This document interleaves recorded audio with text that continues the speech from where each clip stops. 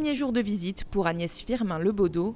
La ministre déléguée chargée de l'organisation territoriale et des professions de santé est arrivée sur notre île ce vendredi 23 septembre. Et c'est sur le territoire de l'Est, au GHER de Saint-Benoît, qu'elle a débuté son séjour. Consacrée à la thématique des violences intrafamiliales, cette rencontre a été l'occasion pour le département et les acteurs locaux de présenter à la ministre les actions déployées pour lutter contre ce fléau.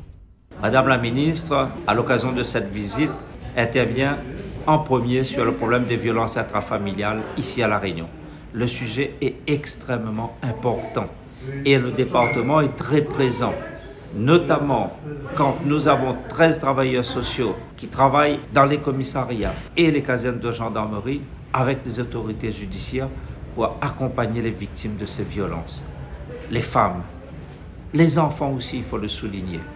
Et à chaque fois que cela est nécessaire, eh bien, notre accompagnement se met en place et bien évidemment, nous faisons en sorte que les victimes soient mises à l'abri le plus rapidement possible.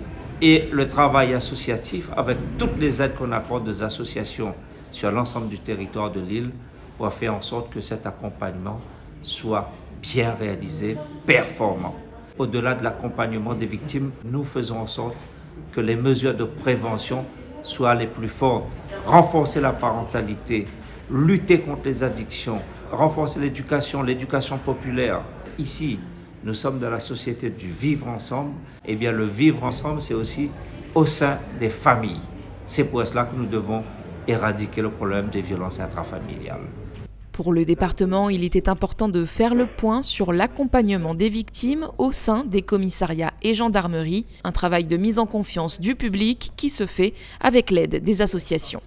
Ici, c'est vrai qu'on travaille en partenariat, on a un gros partenariat avec les gendarmes, ce qui a facilité aussi la libération de la parole, parce qu'on a pu sensibiliser les femmes en leur disant que les gendarmes ne sont pas là que pour pour faire de la répression, mais aussi pour aider, ils sont aussi dans le social et les accompagner. L'année dernière, ce sont 1657 femmes et 407 mineurs victimes qui ont bénéficié de l'aide des intervenants sociaux en commissariat et gendarmerie. Depuis 2022, on en dénombre 13, répartis sur les 5 micro-régions de l'île. Monsieur le Président du département, je suis conseillère départementale.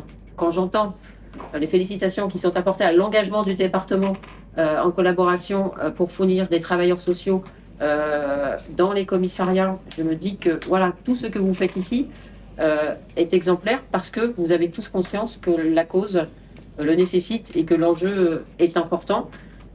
Certes, il y a encore, j'imagine, des choses à améliorer. J'imagine que sur l'éducation, et sans aucun doute, sur la prévention, sans aucun doute, sur peut-être le nombre de logements nécessaires pour après la prise en charge, sur les logements d'urgence.